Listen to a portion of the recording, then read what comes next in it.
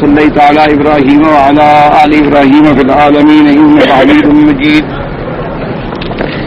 قال الله تبارك وتعالى في كلامه المجيد: أعوذ بالله من الشيطان الرجيم. بسم الله الرحمن الرحيم. آمن الرسول بما أنزل إليه من ربه والمؤمنون كل آمن بالله وملائكته وكتبه ورسله لا نفرق بين أحد من رسله وقالوا سمعنا وأطعنا غفرانك ربنا وإليك المصير. لا يكلف الله نفسا إلا وسعها لها ما كسبت وعليها ما اكتسبت. ربنا لا تؤاخذنا إن نسينا أو أخطأنا ربنا ولا تحمل علينا إصرا كما حملته على الذين من قبلنا ربنا ولا تحملنا ما لا طاقة لنا به واعف عنا واغفر لنا وارحمنا أنت مولانا فانصرنا على القوم الكافرين. قال المؤلف والمفسر رحمه الله تعالى: أدام النفع بعلومه وعلومكم في الدارين آمين. إلى أن قال: وقال الطبراني وابن حبان النعت عن عبيد بن عمير عن ابن عباس رضي الله تعالى عنه قال: قال رسول الله صلى الله عليه وسلم: إن الله وضع عن أمتي الخطأ والنسيان وما استكرهوا عليه. وقد روى من طريق آخر وعله أحمد وأبو حاتم والله أعلم.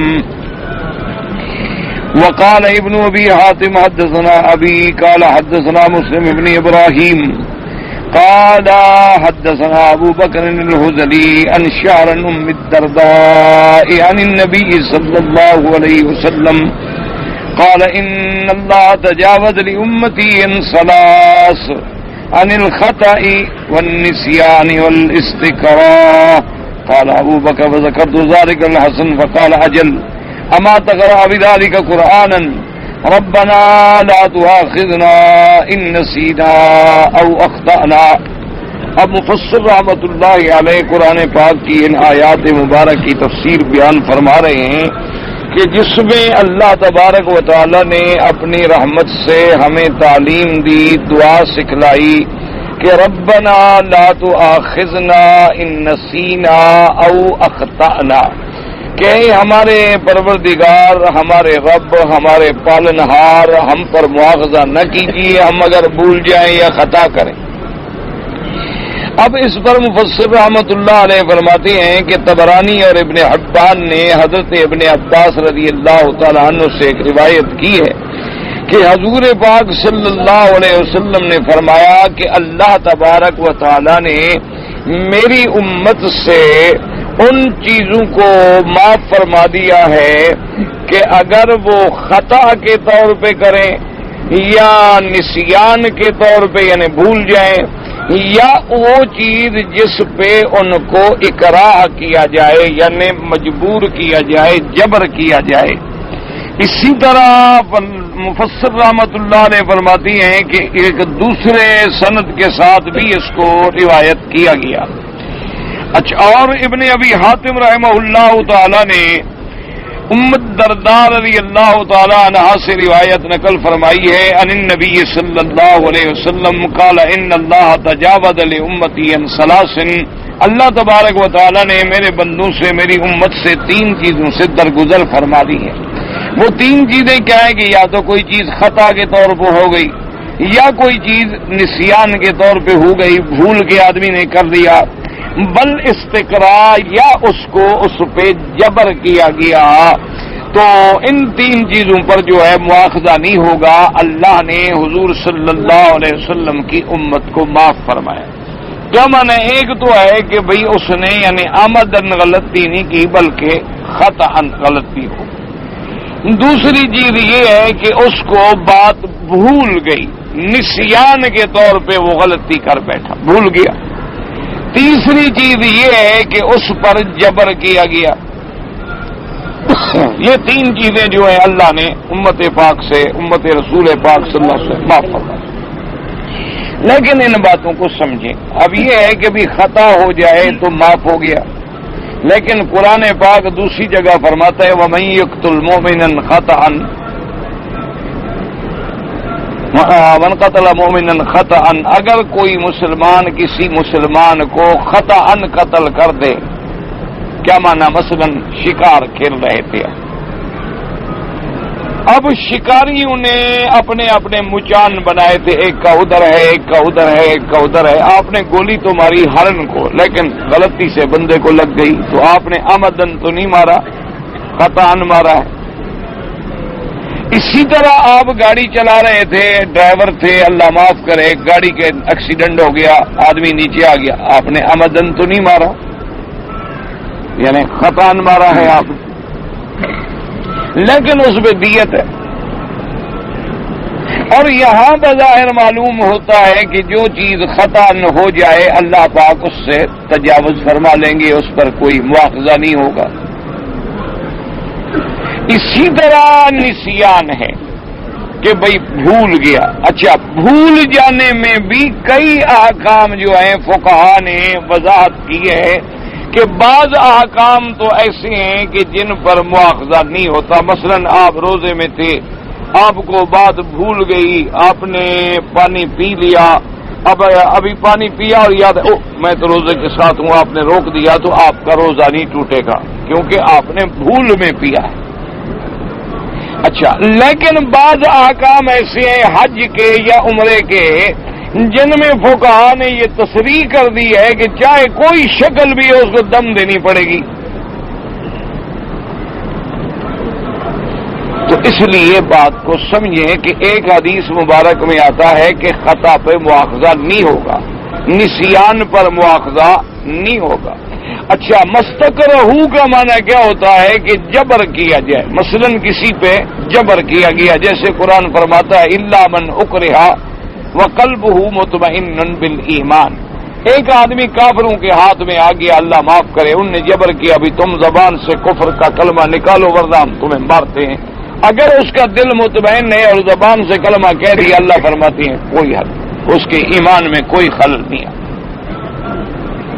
اب استقراء کی بھی علماء نے، چونکہ لفظ تو آ گیا مستقرہ علیہ، وہاں آیا الا من اکرہ وقلبہ مطمئن بالایمان. تو اب جناب یہ ہے کہ ان کو فقہائے امت نے، اللہ ان کی قبروں پہ کروڑوں رحمتیں فرمائے، انہوں نے تعریف کر کے سمجھایا. بھی اقراء کا معنی یہ نہیں ہوتا کہ بس کوئی آدمی آپ کو ڈرا دے تو آپ جو مرضی ہے کرتے. اقراء بھی ایک ایسی حد تک پہنچ جائے کہ تمہیں یقین ہو جائے کہ اگر میں نے یہ کام نہ کیا تو یہ مجھے قتل کر دیں گے، اور وہ قتل کرنے کی طاقت بھی رکھتے ہوں اور ان سے قتل کر دینا یقینی بھی ہو. اب مثلا ایک آدمی ہے، آپ کو جبر کرے، آپ بھی تو آدمی ہیں، آپ بھی لڑ سکتے ہیں، دفاع کر سکتے ہیں. یا آگے ایسے آدمی ہیں، آپ کو پتا ہے کہ یہ مجھے قتل تو نہیں کریں گے لیکن ایسے مجھے ڈرا رہے ہیں، تو وہ اقراء کامل نہیں ہوتا. اقراء کامل تب ہوتا ہے کہ جب تمہیں یقین کامل ہو جائے کہ میں نے اگر یہ بات نہ مانی تو مجھے یہ یقیناً قتل کر دیں گے، اور وہ قتل کرنے کی طاقت بھی رکھتے ہوں، اور تم اتنے بے بس ہو کہ ان کا مقابلہ بھی نہیں کر سکتے اور بھاگ بھی نہیں سکتے. اس وقت اگر کسی نے اپنی زبان سے کلمہ کفر نکال لیا یا کوئی ایسی بات نکال لی تو شریعت اس کو نہیں مواخذہ کرے گا. اب باقی باتیں رہ گئیں کہ بھی خطا معاف ہو گئی، لیکن ادھر بات یہ ہے کہ بھئی خطا پہ باقاعدہ دیت ہے. اچھا، پھر صرف دیت سے بھی کام نہیں بنتا، دیت دے دے اور پھر 2 مہینے کے روزے بھی رکھے، کیونکہ ایک بندے کا حق ہے اور ایک اللہ کا حق ہے، دونوں حقوق جو ہیں معاف ہونے چاہیے.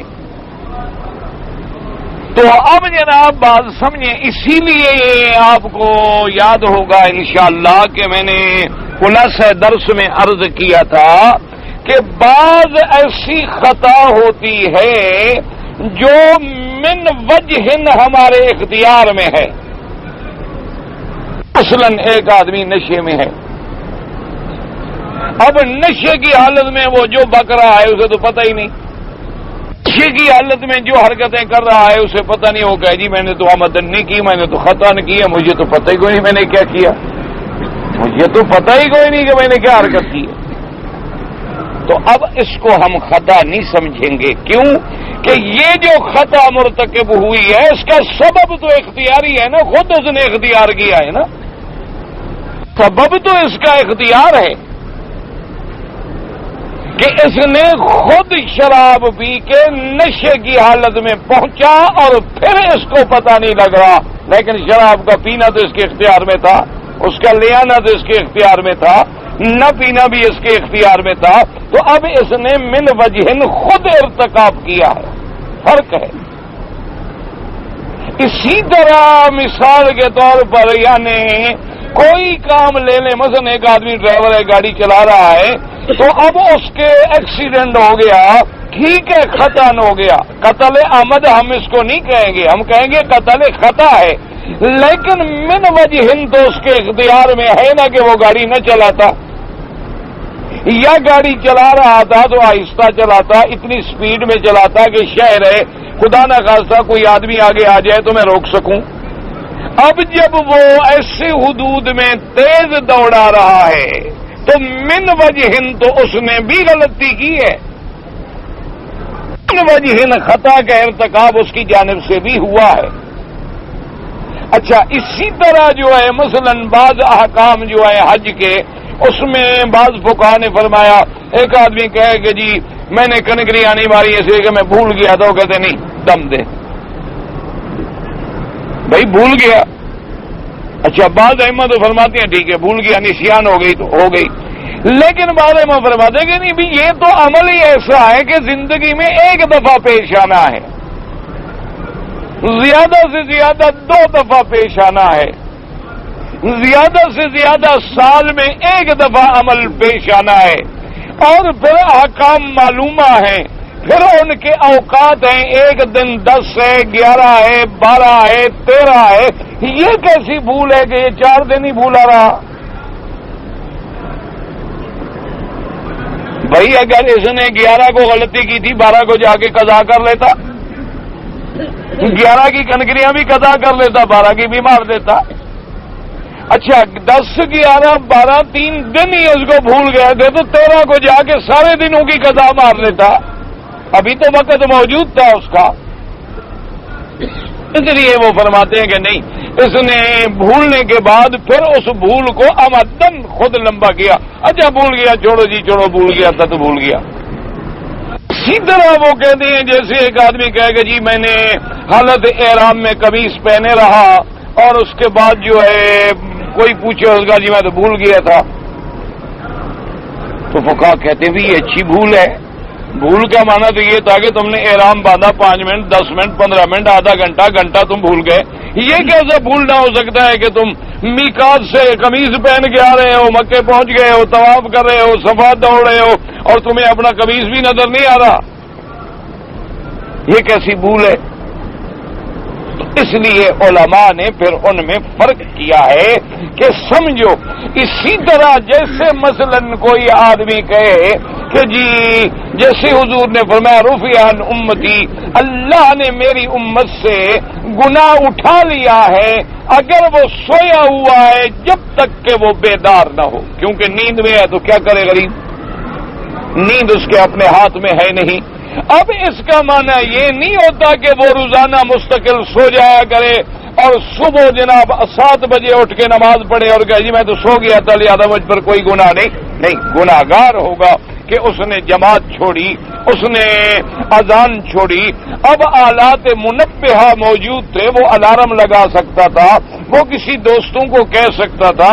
یہ تو حالت تب تھی کہ ہم سفر میں ہیں، اکیلے ہیں، کوئی ذریعہ نہیں ہے اور پھر ہم سو گئے، عمدن نہیں سوئے، اب نیند نہیں کھلی تو اب ہم پر جرم نہیں ہوگا کہ ہم نے بھئی سو گئے تھے. ایک ہے کہ عمدن روزانہ سو رہا ہے تو اس کو اب ہم یہ نہیں کہیں گے کہ سو گیا.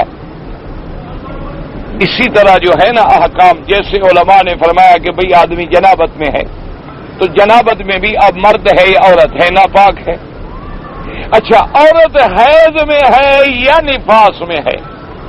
اب بعض فقہا رحمہم اللہ، اللہ ان کی قبروں پہ کروڑوں رحمتیں فرمائے، وہ فرق کرتے ہیں. وہ کہتے ہیں کہ عورت اگر جنابت میں ہے یعنی میاں بیوی لیٹے عورت ناپاک ہے، یا عورت احتلام ہو گیا جنابت میں ہے، وہ کہتے ہیں حالت جنابت میں تو عورت قرآن نہیں پڑھ سکتی،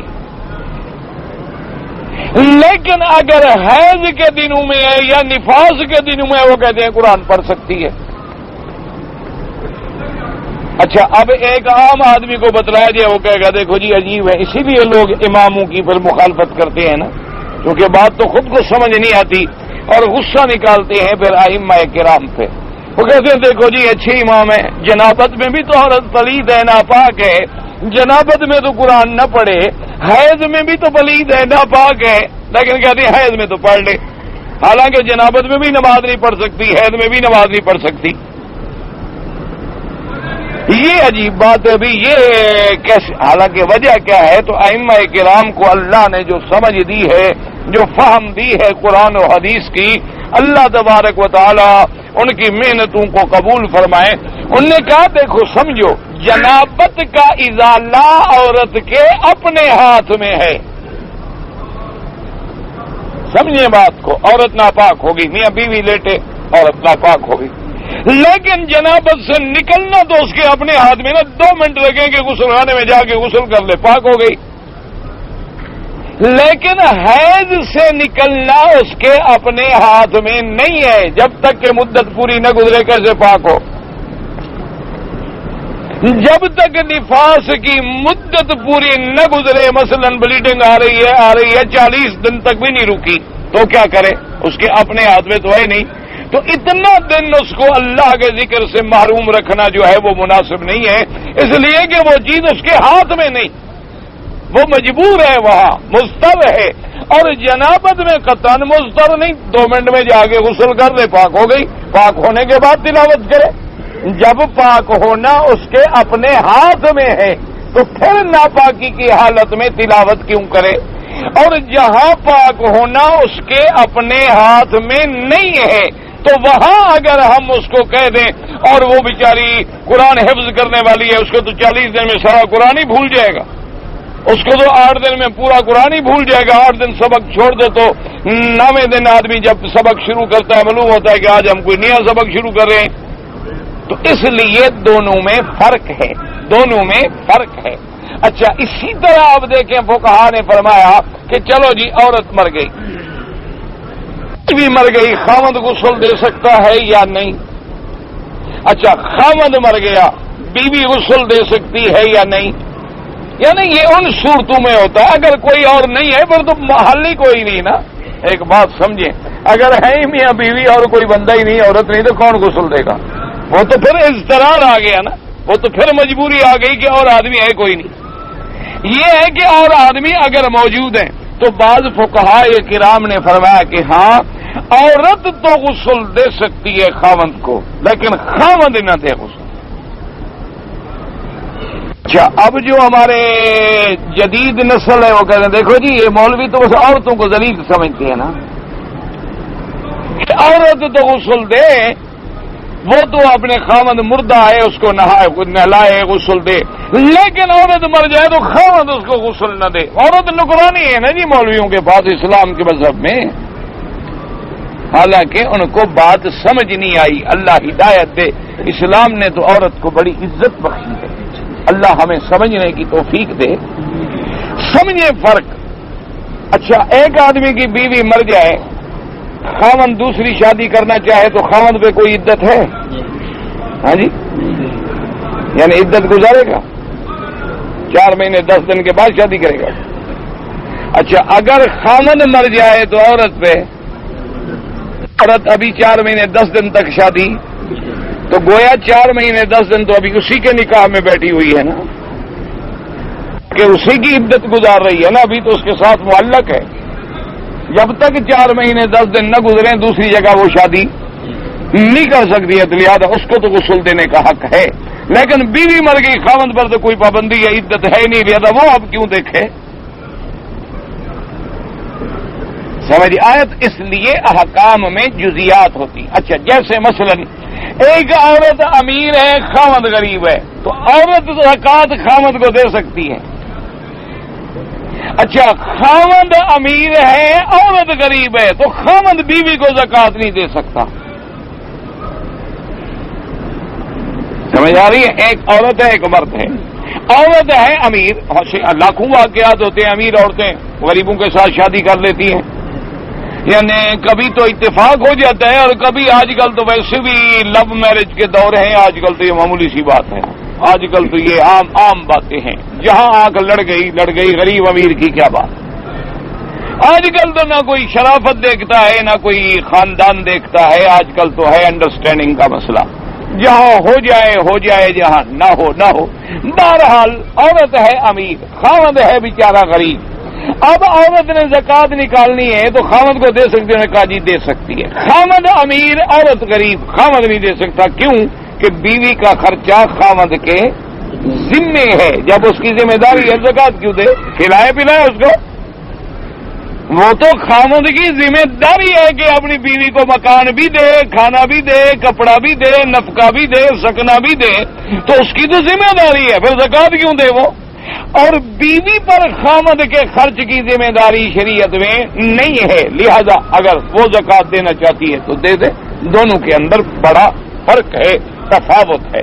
تو اس لیے یاد رکھیں کہ خطا، نسیان، اقراء اللہ نے معاف کر دیا، لیکن دیکھنا پڑے گا کہ اس خطا میں اس کا اپنا تو کوئی من وجہ ہاتھ نہیں، اگر اس کا من وجہ ہاتھ ہے تو پھر مواخذہ ہوگا۔ اسی طرح بھول جانے میں اس کا اپنا تو من وجہ کوئی ہاتھ نہیں کہ آمدن سو رہا ہے، روزانہ سو جاتا ہے اور کہتا ہے جی مجھے نیند آ گئی تھی، نہ، پھر مواخذہ ہوگا۔ اچھا، استقراء ہے، ایسے کسی بندے نے کہہ دیا ابھی تم کلمہ کفر پڑھانا ورنہ ہم تمہیں مار دیں گے، اور اس کو یقین ہے کہ پتہ نہیں مار دیں گے یا نہیں مار دیں گے، تو یہ استقراء نہیں ہے۔ اقرار تب ہوگا جب اس کو یہ یقین کامل ہو جائے، یا جیسے اللہ نے میتہ کھانے کی اجازت دی ہے، کب؟ کہ الا مضطررتم، کہ جب تم حالت اضطرار میں آ جاؤ اور جان بچنے کا کوئی حل نہ رہے۔ اب تم جنگل میں جا رہے ہو، ایک جانور پڑا ہے، میتہ ہے، تم مرتے ہو بھوک سے، اتنی قدر کھانا جائز ہے تیری جان بچ جائے، بس۔ اب یہ نہیں، اچھا اب لوگوں نے پتہ ہے کیا بہانے بنا لیے ہیں، وہ کہتے ہیں جی ہم جب یورپ کے ملکوں میں رہتے ہیں ہم بھی مضطر ہیں، شراب پینے کے بغیر گزارا نہیں ہو سکتا، ہم مضطر ہیں جی، اگر وہاں حرام کھانا جائز ہے، میتہ کھانا جائز ہے کہ بھی جان بچانے کی اللہ نے اجازت دی ہے، یہاں جناب اضطرار، کیا اضطرار ہے؟ اللہ کے بندے لاکھوں لوگ رہتے ہیں جو نہیں پیتے، اضطرار کا کیا معنی ہوا؟ بلکہ ہم نے تو یورپ میں اور ان دیار کفر میں اللہ کے حرم میں آپ کو دیانتداری سے کہہ رہا ہوں، ایسے مسلمان دیکھے ہیں جو ہم سے کروڑوں درجے اچھے ہیں، میں آپ کو دیانتداری سے کہہ رہا ہوں، ان کی تہجد قضا نہیں ہوتی، وہ کبھی بازار کی مرغی نہیں کھاتے، کبھی بازار کا گوشت بنا ہوا نہیں لیتے، کبھی بازار کا بسکٹ نہیں کھاتے، کبھی بازار کی چیزیں استعمال نہیں کرتے، وہ ڈھونڈتے ہیں اور پھر خود جا کے مہینوں کے بعد، ایک مہینے کے بعد ان بیچاروں کو موقع ملتا ہے، کیونکہ وہ ہر جگہ بکرا ذبح بھی نہیں کر سکتے، قانون اجازت نہیں دیتا کہ سلاٹر ہاؤس میں جائیں، اتنی ان کو ملازمت میں چھٹی نہیں ملتی، وہ بیچارے پھر چھٹی کے دن میں 100 میل سفر کر کے جاتے ہیں، وہاں گوشت خریدتے ہیں، وہاں ذبح کراتے ہیں، بنا کے فریز کرتے ہیں، لیکن حلال کھاتے ہیں، حرام منہ کو نہیں لگاتے، ہم سے کروڑ درجے وہ زیادہ پکے ہیں، زیادہ بہتر ہیں۔ ایسے مسلمان الحمدللہ وہاں موجود ہیں جن نے زندگی میں کبھی شراب کو دیکھا بھی نہیں، کبھی چھوا تو چھوا، دیکھا بھی نہیں نظر سے، ایسے کبھی خیال ہی نہیں کیا۔ تو یہ کہنا کہ جی ہم تو مجبور ہیں، ہم کافروں کے ملک میں رہتے ہیں، اب ہم کیا کریں، شراب سے آدمی کیسے بچ سکتا ہے، عورتوں سے آدمی کیسے بچ سکتا ہے، اور پھر مضطر ہیں ہم، تو اضطرار میں جب مردار کھانا جائز ہے تو شراب بھی حرام ہے، اس کا پینا بھی جائز ہے، اور زنا بھی حرام ہے، لہذا ہم تو مضطر ہیں۔ یہ جھوٹی باتیں ہیں، یہ فقط اپنے نفس کو دھوکہ دینے کے لیے شیطان نے ہمارے ذہنوں کے اندر ایک جال ڈالا ہوا ہے، ورنہ کوئی مجبور نہیں ہے۔ یعنی میں اپنی مثلاً مثال دیتا ہوں، ابھی سفر میں ہم ایک ہوٹل میں تھے، کافروں کا ہوٹل،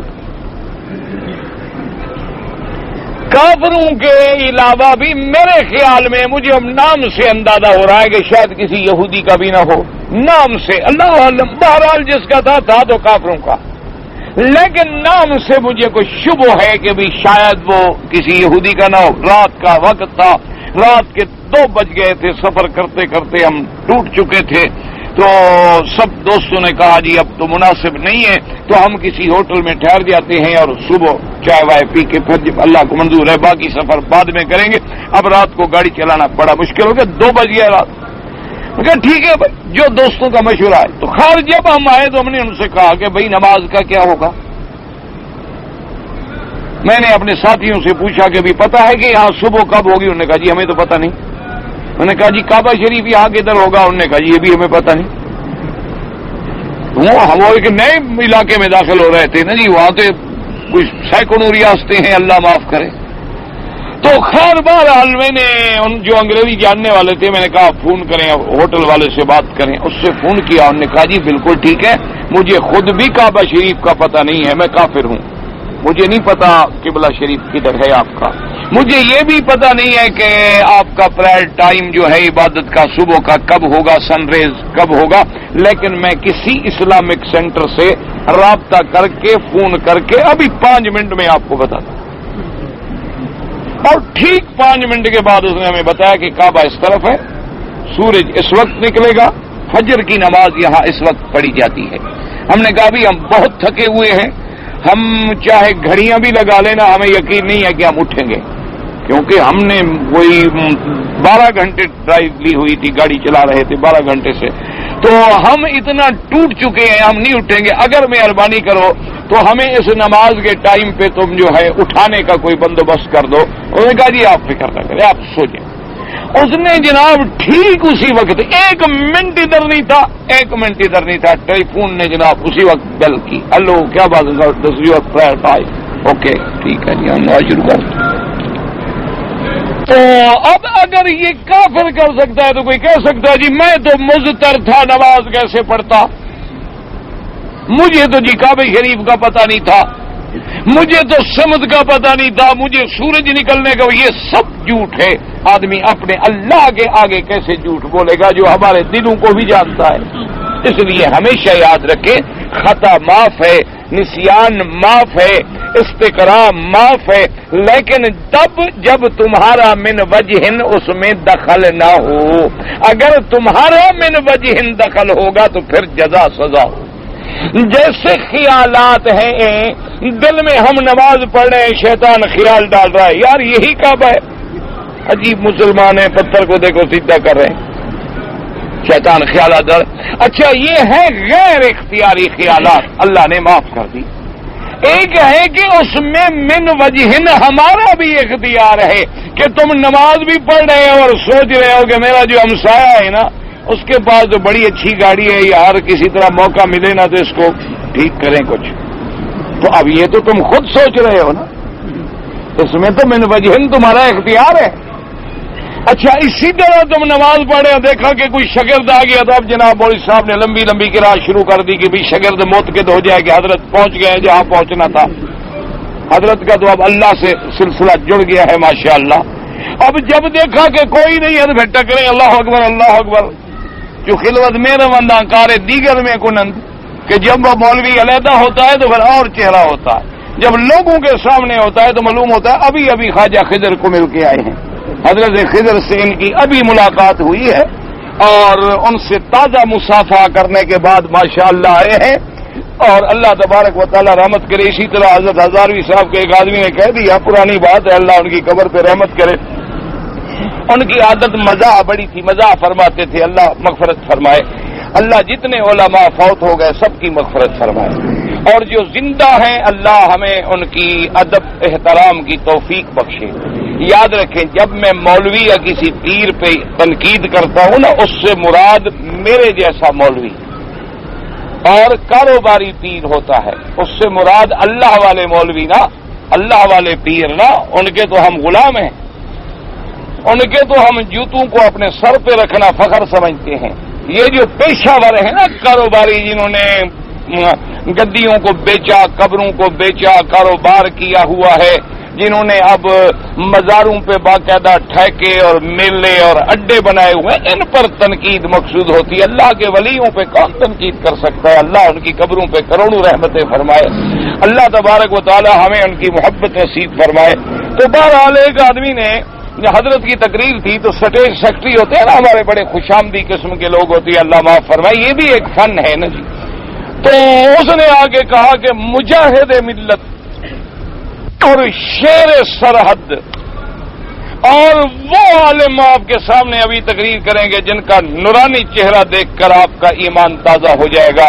تو حضرت تشریف لے آئے، انہوں نے فرمایا کہ بھی سب سے پہلے سٹیج سیکٹری صاحب نے مجھے لقب دیا ہے مجاہد ملت کا، میں نے زندگی میں کبھی مکھی بھی نہیں ماری۔ مجاہد تو میں تب بنوں کہ میں نے کبھی جہاد کیا ہو، کبھی کافروں کو مارا ہو، کبھی کچھ کیا ہو، میں نے تو مکھی بھی نہیں ماری، وہ بھی طالب ہٹا۔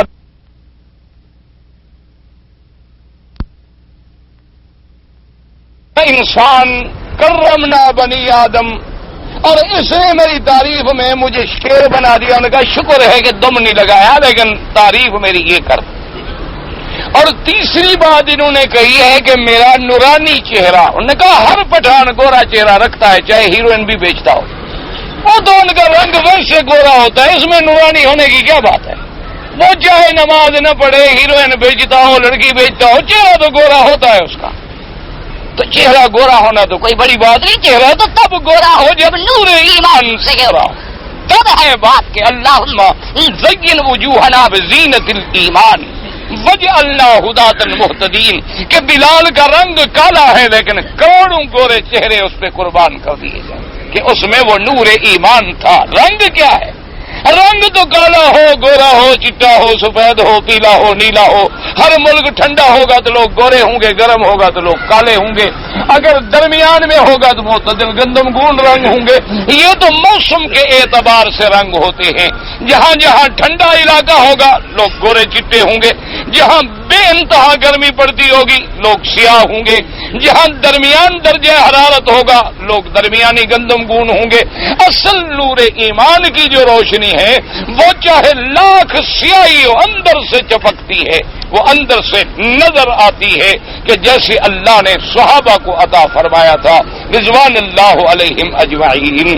اب جناب فرماتے ہیں ربنا ولا تحمل علینا اسرا کما حملته علی الذین من قبلنا ای لا تکلفنا من الاعمال الشاقة وان اطعناها كما شرعته للامم الماضیة قبلنا من الاغلال والاصار التي كانت عليهم التي بعثت نبيك محمدا صلى الله عليه وسلم نبي الرحمة بوضعه في شرعه الذي ارسلته به من الدين الحنيفي الثالث وقد ثبت في صحيح مسلم عن ابي هريره رضي الله تعالى عنه عن رسول الله صلى الله عليه وسلم قال قال الله نعم۔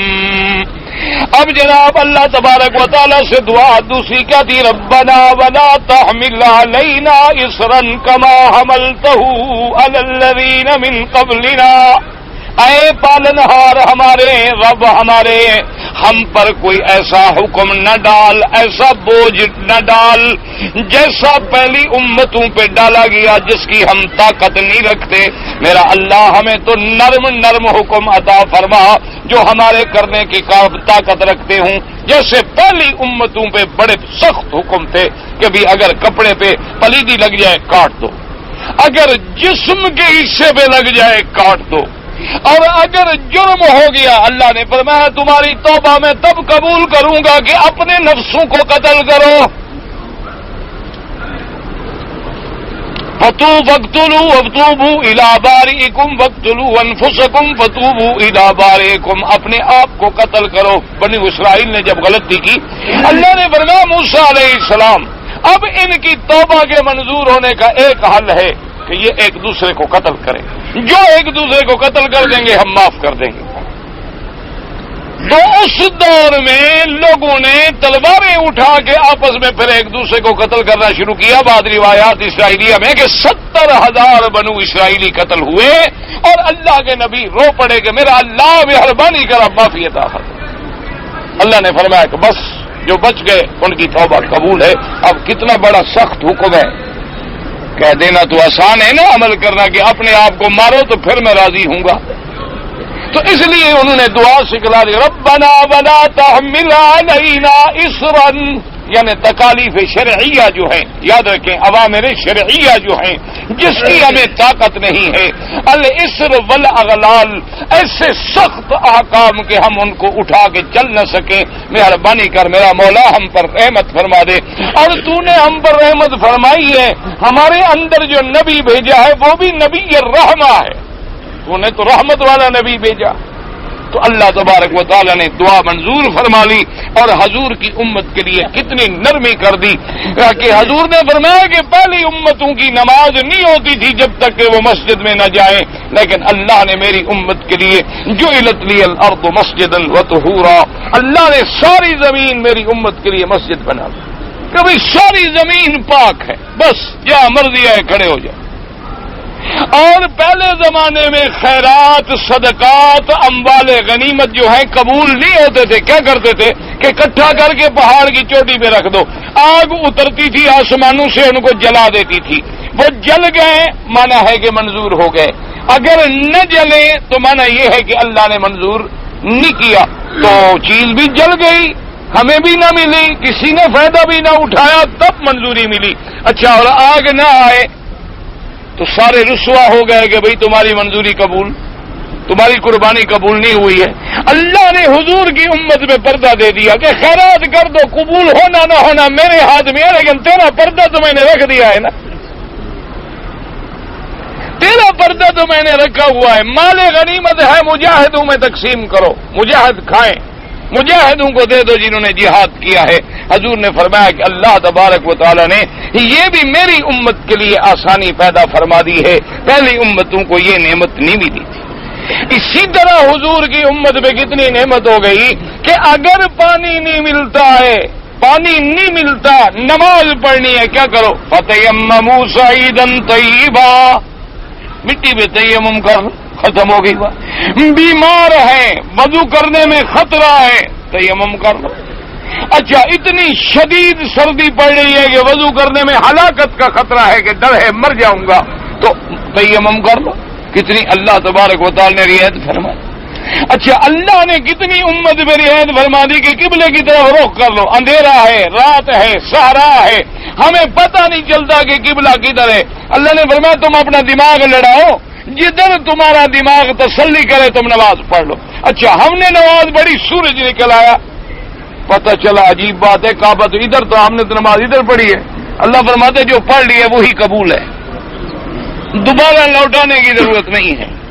اینما تکونوا فثم وجہ اللہ، تم نے تو جد و جہد کی تھی نا ڈھونڈنے کی، باقی نہیں ملا تو نہ صحیح، ہم نے نماز قبول فرما لی ہے۔ تو یہ اللہ تبارک و تعالی نے حضور صلی اللہ علیہ وسلم کی امت پہ رحمت فرمائی۔ اسی لیے حدیث میں آتا ہے کہ جب انہوں نے یہ دعا کی، صحیح مسلم کے اندر حدیث ہے، حضور صلی اللہ علیہ وسلم فرماتی ہے کہ اللہ پاک نے فرمایا کہ نام میں نے منظور کر لی، دعا منظور کر لی۔ وعن ابن عباس رسول اللہ قال قال اللہ قد فعلت، اللہ نے فرمایا کہ میں نے دعا منظور کر لی۔ وجاء فی الحدیث من طرق رسول اللہ انہ قال بعثت بالحنیفیۃ السمحہ، حضور پاک نے فرمایا کہ اللہ نے مجھے ایسا دین عطا فرمایا ہے جو بالکل آسان ہے، ایسی شریعت عطا فرمائی ہے جو بالکل آسان ہے۔ اور ایک حدیث پاک میں آتا ہے حضور نے فرمایا ترکتکم علی البیضاء، کہ اے میری امت میں تمہیں چمکتی ہوئی شریعت دے کے جا رہا ہوں، لیلھا کنہارھا، جس کی رات دن کی طرح روشن ہے، کوئی اندھیرا نہیں، کوئی اغلاق نہیں، ہر بندے کو پتا ہے نماز کیا ہے، روزہ کیا ہے، حج کیا ہے، زکوٰۃ کیا ہے، ہر بندے کو پتا ہے، کون مسلمان ہے جو نہیں جانتا۔ وقوله تبارک وتعالی ربنا ولا تحملنا ما لا طاقت لنا بھی. پہلے تو یہ تھا کہ احکام شرعیہ، اب یہ ہے کہ اے رب ہم پر ایسی مصیبتیں بھی نہ ڈال، ایسا امتحان اور بلا بھی نہ ڈال کہ ہم نہ اٹھا سکیں، کہ ایسی بیماری ہے، ایسی پریشانی ہے، گھریلو مصائب ہیں کہ ہم نہیں اٹھا سکتے. مولا ہمیں ان مصیبتوں سے بھی بچا دے. اے من التکلیف والمصائب والبلا لا تبتلنا بما لا قبل لنا بھی، اللہ ہمیں اس میں مبتلا نہ کر جس کی ہمیں طاقت نہیں. وقت قال مقحول فی قول ربنا ولا تحملنا ما لا طاقت لنا به قال العزبۃ والغرمۃ. یا اللہ ہمیں ایسا علیحدہ نہ کر کے ہم بالکل الگ تھلگ رہ جائیں، کوئی معاون نہیں، کوئی بیوی نہیں، بچے نہیں، بالکل عزب رہ گئے، یا ایسے کہ ہم بالکل ایسے غلامہ بن گئے، غلام بن گئے کہ کوئی ہمیں سنبھالنے والا نہیں. مولا ایسی مصیبت میں نہ ڈالنا. رواه ابن ابی آدم قال اللہ نعم، اللہ پاک نے فرمایا میرے مدنی اپنی امت کو کہہ دے کہ میں نے یہ دعا بھی منظور کر لی. وفی الحدیث الاخر قال اللہ قد فعلت. وقوله تبارک وتعالی واعف عنا واغفر لنا وارحمنا واعف عنا ای فیما بیننا وبینک مما تعلم تقسینا وزرعنا. یا اللہ تو نے جو ہمیں دین کے احکام سکھلائے ہیں، جو تیرے اور ہمارے درمیان میں حقوق ہے، ہم سے کوئی غلطی ہو جائے، کوئی تقصیر ہو جائے، کوئی ہمارا قدم غلطی میں پھسل جائے تو معافی عطا فرما دے. واغفر لنا فیما بیننا وبین عبادک الظلم مساوینا واعنا الکبیرہ. اور میرا اللہ ہمارے گناہ چھپا دے، معاف فرما دے، جو ہمارے اور بندوں کے درمیان میں ہیں ان پر ہمارے گناہوں کو نہ کھول دینا، ہم پہ پردہ ڈال دینا. کیوں؟ اگر تو ہمارے گناہوں کو کھول دے گا تو پھر تو سب ہم سے نفرت کریں گے. مہربانی فرما کے معافی عطا فرما دے. ورحمنا فیما یستقبل فلا تکلنا بتوفیق من آخر. میرا اعلیٰ مولا آگے بھی ہم پر رحم فرما، ہمیں آئندہ بھی کسی گناہ میں مبتلا نہ کر دے، کسی مصیبت میں مبتلا نہ کر دے. ولہذا قالوا ان المذنب محتاج الى ثلاثه اشیاء ان يعفو الله عنه فيما بينه وبينه ويستر من عباده فلا يفسد فيه بينهم وان يعصمه فلا يقع في نذيره. اب اسی لیے علماء فرماتے ہیں کہ اگر کوئی گناہگار ہے ان کو تین چیزوں کی گناہگار کو حاجت ہوتی ہے.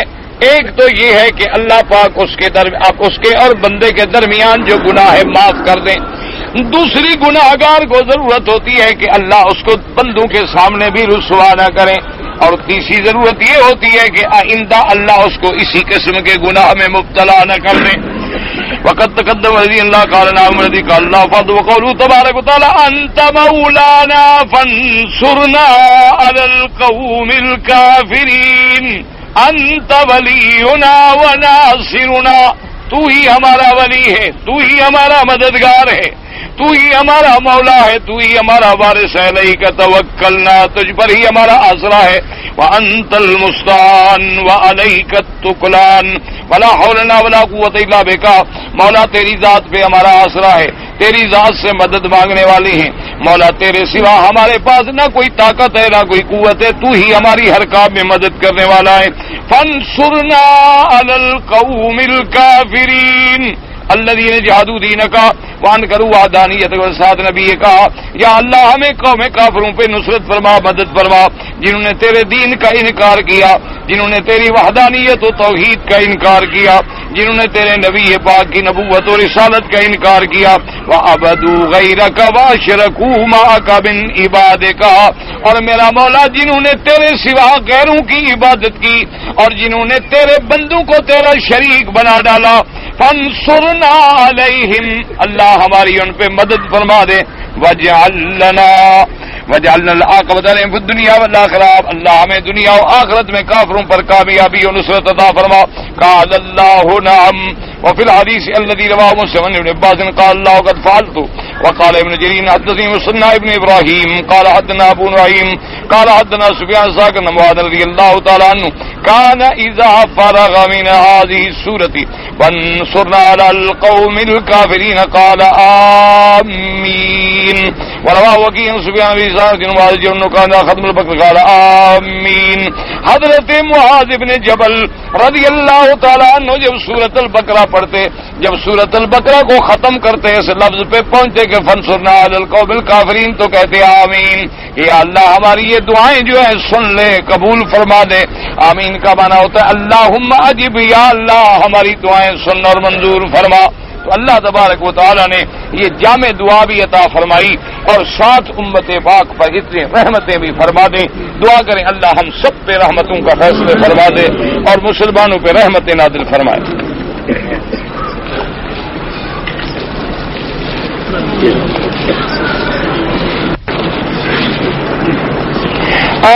ایک عورت ہے, اس کا شوہر انتقال کر گیا, کوئی لڑکا وغیرہ نہیں ہے, کوئی سہارا نہیں ہے. شوہر کی طرف سے اس کو 4 عدد چوڑی ملی تھی جس کا وزن 9 تولے ہے اور 10,000 ریال بھی ملے تھے. ابھی وہ کسی اور کے گھر میں رہتی ہے, کھانا پینا خرچہ ورچہ سب ہے, اس پہ زکوٰۃ ہوگی؟ زکوٰۃ تو ہوگی, جب اتنا پیسہ ہے تو زکوٰۃ تو ہوگی. فرق اتنی ہے کہ امام احمد بن حنبل رحمۃ اللہ علیہ کے نزدیک جو زیور ہے اس پہ زکوٰۃ نہیں, لیکن امام ابو حنیفہ رحمۃ اللہ علیہ کے نزدیک پہننے والے زیور پر بھی زکوٰۃ ہے. بھئی اگر عورت بیوہ ہو جائے لیکن جب پیسہ ہے تو زکوٰۃ ہے, جب کھا پی لے گی خرچ ہو جائے گا تو زکوٰۃ نہیں رہے گی. جب تک پیسہ ہے, سونا ہے, دولت ہے, پیسہ ہے, چاہے بیوہ ہو چاہے کوئی ہو, اب غریب تو نہ رہی.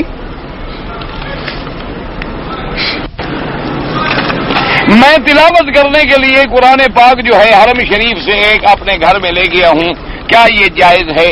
لیکن یہ بعض وقف ہیں مسجد الحرام پہ, اس پہ مہر لگی ہوتی ہے, وہ تو آپ نہ اٹھائیں, وہ تو اسی مسجد کے اندر رہنے چاہیے. اچھا, بعض وقف ہیں حرم میں تو ساری حد حرم میں پڑے جا سکتے ہیں.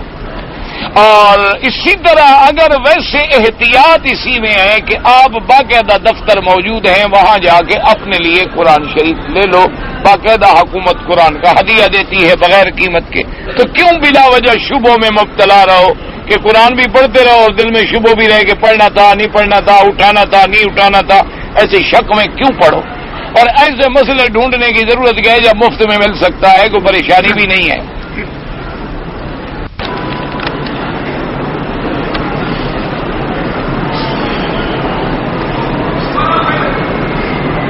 ایک لڑکا لڑکی تھے, لڑکی کا والد یا بھائی کوئی نہیں تھا, ماں تھی. بھائی بہرحال اگر والد بھائی نہیں تھا, مر گئے تھے, پھر تو ٹھیک ہے, اگر ہیں تو ان کی مرضی کے بغیر نکاح نہ کیا جائے. اور میں نے عرض کیا تھا کہ نکاح اور طلاق کے مسئلے جو ہیں بطور خاص یہ اپنے علاقے کے علماء سے پوچھے جائیں, اور اگر آپ یہاں عرب میں رہتے ہیں تو دارالافتاء سے یا محکمے سے پوچھے جائیں. ان میں بڑی تفصیل ہوتی ہے, لوگ بہانے سے ایک بات لکھ کے اب منشے کی بات کا جواب لے لیتے ہیں, اب جب ان کو کھولا جائے تو اندر سے بات اور نکل آتی ہے. اس لیے ایسے مسائل میں احتیاط بڑی ضروری ہے. مقامی عالم کے بعد جب جائیں گے تو ہر بار کھولے گا نا, پوچھے گا مجھے آپ نے کہہ دیا والد نہیں ہے, جب مقامی عالم کے پاس گئے ہو تمہارا والد فلاں نہیں, اس کے بیٹے نہیں ہے تو وہ تو موجود ہے, تم کیسے کہتے ہو کہ والد نہیں ہے؟ تو اب یہ بات دور والا مولوی تو نہیں کر سکتا نا, اس لیے یہ مقامی علماء سے پوچھیں. اذان کے بعد سنت ہم نے پڑھ لی تو درمیان میں اگر وقفہ ملے تو ہم قضا نماز پڑھ سکتے ہیں, لیکن فجر کی نماز کے بعد افضل یہ ہے کہ اذان کے بعد صرف 2 رکعت سنت پڑھیں, اس کے بعد فرض پڑھیں. باقی نمازوں میں وقت ہوتا ہے, ٹائم موجود ہے, آپ پڑھ سکتے ہیں, کوئی ایسی بات نہیں. تو ایسا, لیکن افضل پھر بھی یہی ہے کہ آپ سنتیں پڑھ کے فرض پڑھ کے بعد میں اپنی قضا کر لیں یا قضا پہلے پڑھ لیں. انشورنس جو ہے یہ بالکل ناجائز ہے. انشورنس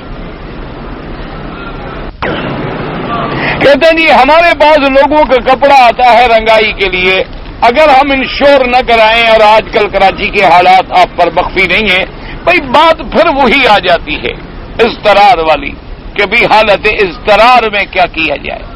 اس لیے جیسے بعض علماء نے یہاں بھی تھرڈ پارٹی کو انشورنس کرانے کی اجازت دی ہے کہ بھئی اگر آدمی پہ دیت پڑ جائے تو 1,40,000 ریال ایک غریب ڈرائیور جس کی تنخواہ 800 ہے یا 600 ہے یا 1000 ریال ہے کہاں سے ادا کرے گا؟ تو کہتے ہیں اپنی جان کی تو نہ کرائے, لیکن تھرڈ پارٹی کی حفاظت کے لیے وہ کرا لے, تاکہ ایسا موقع ملے تو کم سے کم وہ ساری زندگی جیل میں تو نہ سڑتا رہے, چونکہ قانون ہی یہ ہے کہ یا دیت دو یا پڑے رہو. تو اسی طرح ایسے حالات میں جو ہے میرا مشورہ یہ ہے, اگر آپ کراچی میں رہتے ہیں نا, ان مسائل میں زیادہ تجربہ ہے حضرت محمد تقی صاحب عثمانی کو, وہ ہمارے بھائی بھی ہیں, آپ میرا حوالہ دے کے بھی فون کر کے ان سے تحقیق کر لیں. میں انشورنس کو جائز نہیں سمجھ, سیدھی سی بات ہے, حالات کچھ ہو.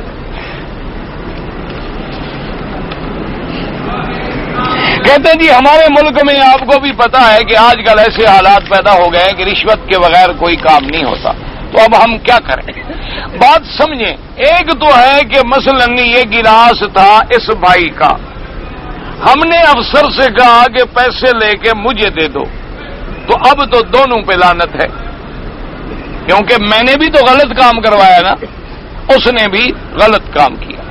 ایک یہ ہے کہ نہیں میرا تو حق بنتا ہے، لیکن وہ ظالم بغیر رشوت کے نہیں دیتا، اب مجبوراً مجھے رشوت دینی پڑی ہے، تو اب لینے والے پر گناہ ہوگا، دینے والے پر نہیں۔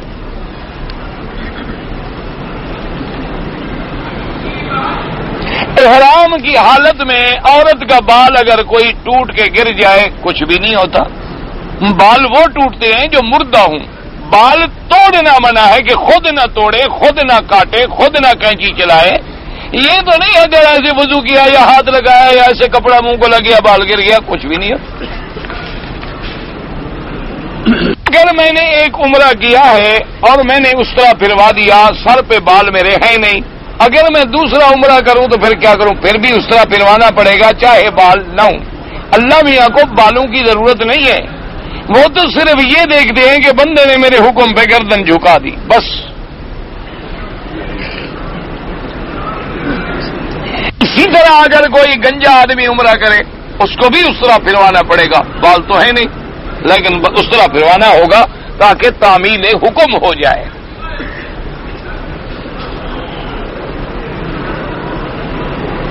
آپ نے لکھا ہے انگریزی کا لفظ مجھ سے پڑھا نہیں جا رہا، آپ نے کیا لکھا ہے؟ آج کل جو پاکستان میں مدربہ کا جو سلسلہ پتہ نہیں کیا ہے، یہ مجھے نہیں سمجھ آیا لفظ۔ مولانا عبدالسلام صاحب اراکانی فوت، اللہ مغفرت فرمائے، اللہ ان کے درجات بلند فرمائے۔ پارہ 17 کے اندر 2 سجدے آتے ہیں، ایک شوافے کے نزدیک ہے، بہرحال دونوں بھی کر لیں تو کوئی بات نہیں، یہ تو مستحب مسائل ہیں۔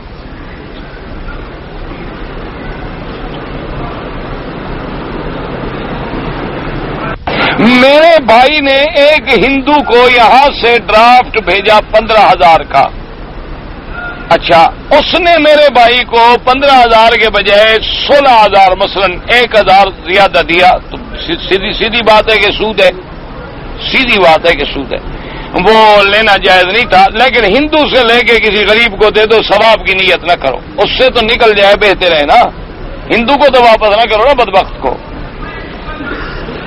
سارے جو لوگ تعویذ بنا کے گلے میں ڈالتے ہیں، میں تو بابا ان کو ٹھیک نہیں سمجھتا، سیدھی سی بات ہے۔ بہرحال بعض علماء کہتے ہیں کہ اگر قرآن حدیث کے مطابق ہیں تو جائز ہیں، اور قرآن و حدیث کے خلاف ہیں، جیسے پہلے زمانے میں لوگ سحر کرتے تھے، جادو کرتے تھے، ٹوٹے ٹون کے کرتے تھے، یا ایسی عبارتیں لکھتی ہیں جن کا پتہ بھی کوئی نہیں ہوتا، پتہ نہیں شرک ہے کیا بلا ہے، تو وہ حرام ہے۔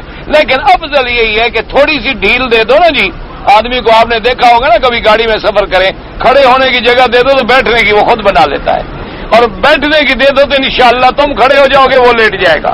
تم تھوڑا سا گلے میں لٹکانے کی اجازت دے دیے تو کپڑے گلے میں لٹکا لیں گے، یہ تو پہلے تیار بیٹھے ہیں لٹکانے کے لیے بیچارے، ان کو تو کوئی لکڑی دے دو، شاتیر دے دو، تب بھی گلے میں لٹکا لیں گے۔ جب یہ سلیب لٹکانے کا خیال نہیں کرتے تو اور کیا نہیں لٹکا لیں گے؟ تو اس لیے بہتر ہے کہ ان چیزوں سے بچیں۔ علاج کیا ہے؟ قرآن پڑھیں، دم کر دیں، قرآن شریف پڑھ کے پانی پہ دم کر کے پلا دیں، جو بغیر اختلاف کی چیزیں ہیں ان پہ عمل کریں۔ بچہ ماں کا دودھ 2 سال تک پیے، وہ تو ایک مسئلہ ہے کہ بھائی اگر 2.5 سال تک پیے تو کیا ہے، ورنہ مدت رضاعت ہوئی ہے، حولین کاملین۔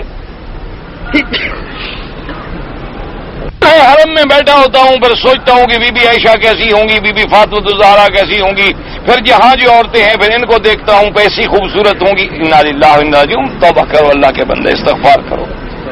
اپنی ماؤں کے بارے میں سوچتے ہو، وہ تو ہماری مائیں ہیں۔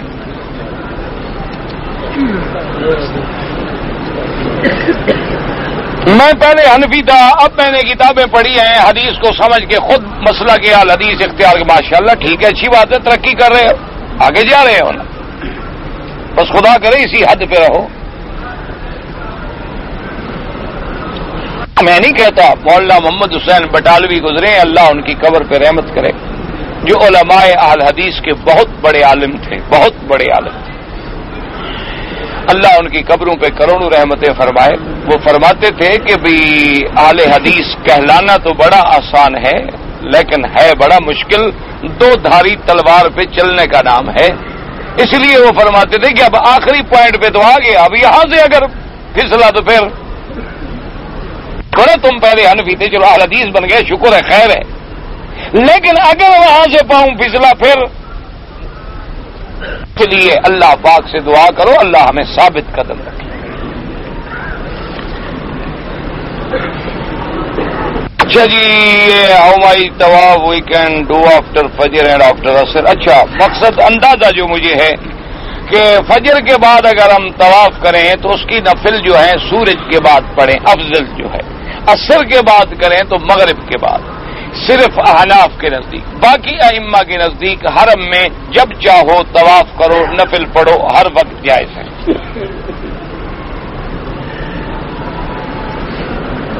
حج کے دوران میں نے آخری دن 12 کو 8 بجے صبح کو کنکری ماری. اگر کوئی عذر نہیں تھا دم پڑ گئی, کیونکہ وقت ہی 12 بجے کے بعد شروع ہوتا ہے, زوال کے بعد.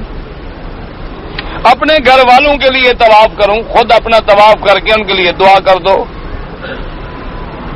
قرآن پاک سے پہلے جو کتابیں نازل ہوئی ہیں ان میں اور قرآن پاک کی آیتوں میں کیا فرق ہے؟ ہم نے وہ کتابیں دیکھی نہیں. وہ عبرانی میں تھی, سریانی میں تھی, وہ عربی میں تو تھی ہی نہیں. وہ تو اس زبان میں نازل ہی نہیں ہوئی, اور پھر وہ رہی نہیں, وہ تو محرف ہو گئی, مبدل ہو گئی. جو آیات بچی ہوئی ہیں وہ بھی عربی میں نہیں.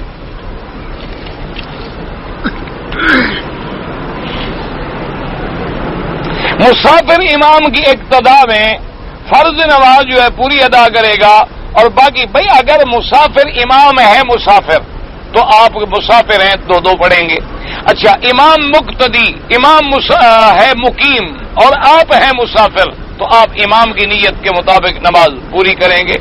اچھا, آپ مقیم ہیں, امام مسافر ہے, تو وہ 2 پہ سلام بھیج دے گا, آپ باقی کھڑی ہو کے پوری کریں گے. باقی سنتیں اور نفل سفر میں معاف ہیں, پڑھیں تو ثواب ہے, نہ پڑھیں تو گناہ کوئی. اگر حرم ہوائی جہاز میں نماز کیسے پڑھی جائے؟ جیسے نیچے پڑھی جاتی ہے, وضو کر کے وقت پر کپڑا بچھائیں, پوچھ لیں قبلہ, اسی سمت میں کھڑے ہو کے نماز پڑھیں. باقاعدہ نماز کی جگہ دیتے ہیں, کبھی نہیں منع کرتے کوئی بھی ہو. الحمدللہ ہمیشہ ہم لوگ جہازوں میں پڑھتے ہیں, بلکہ کبھی کبھی تو بیچارے اپنے ان کے جو اندر انہوں نے کنٹین بنایا ہوا ہے اس کے دونوں پردے گرا کے ہمیں کپڑے بچھا کے جگہ بنا کے دیتے ہیں بیچارے کہ بھائی چلے آپ جماعت کرنا چاہتے. اچھا, کبھی یہ بھی ہوتا ہے کہ بھائی فرسٹ کلاس میں بلا لیتے ہیں کہ جی وہاں آ جائیں, جگہ کھلی ہے وہاں جماعت کر لیں. کوئی منع نہیں کرتا, آپ پڑھنے والے تو بنے. انڈیا میں درگاہیں بہیں, ان قبروں کی وجہ سے مسلمان فتنے میں پڑ گئے ہیں, ان کو توڑنا چاہیے, توڑ کے اور فتنہ کرنا چاہتے ہو. ماشاءاللہ, پہلے فتنے سے بچنے کے لیے ایک اور فتنہ کرنا. قبروں کا کیا قصور ہے کہ توڑ دو؟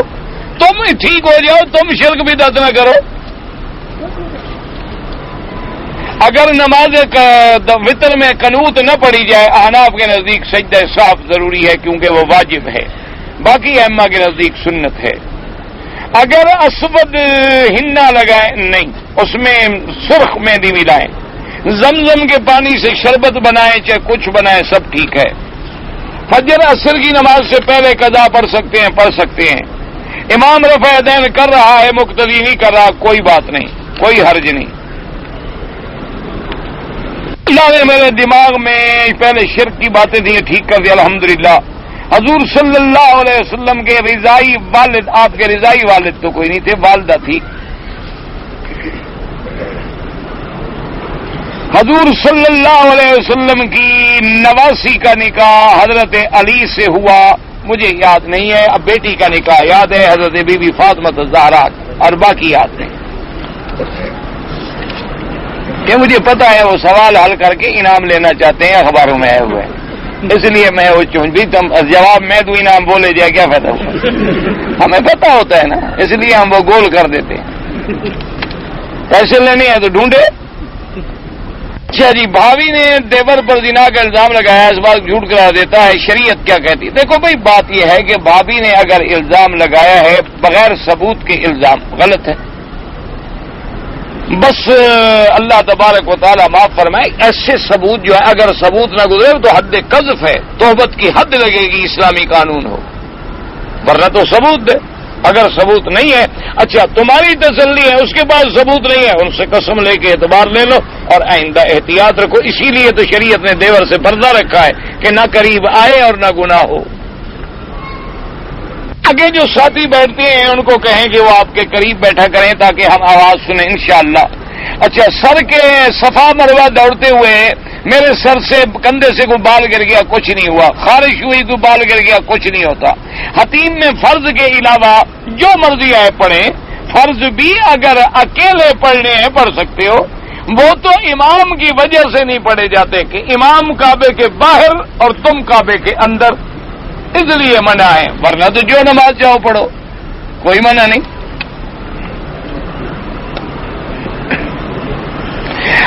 خواجہ خضر کے بارے میں اختلاف ہے کہ فوت ہو گئے یا زندہ ہیں، راجح قول یہ ہے کہ فوت ہو گئے۔ محاورہ ہوتا ہے اللہ کے بندے۔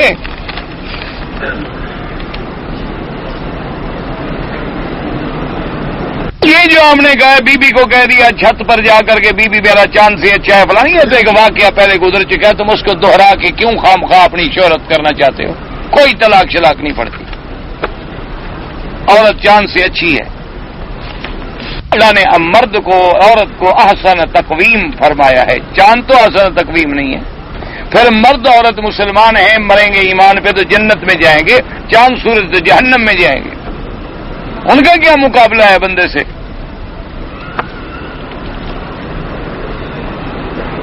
اگر ہماری شادی ہوئی ہے، عورت کا جسم جو ہے خامد دیکھ سکتا ہے، کوئی ایسی بات نہیں۔ عورت نکاح کے بعد خامد میاں بیوی ایک دوسرے کا جسم دیکھ سکتے ہیں۔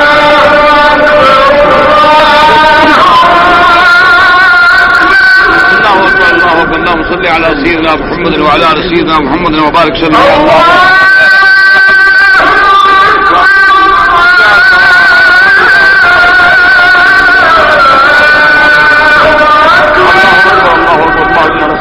رحمتك دائما وقت السلام تنقل اسم الغريم تنقل اللهم لا اله الا